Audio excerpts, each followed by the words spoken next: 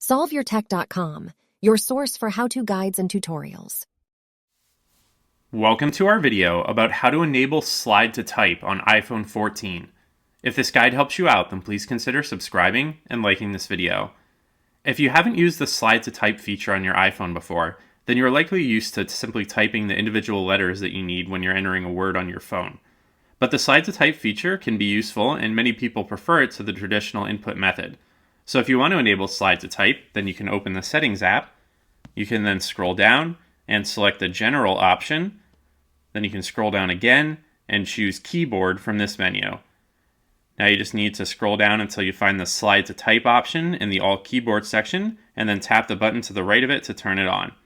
Now if you go back to an app that uses the traditional keyboard, then you can bring up the keyboard, and rather than just typing on all the letters that you wanted to enter, you could slide your finger across it to spell the word. So if I wanted to type hello, I could go like this, and then it would enter that way.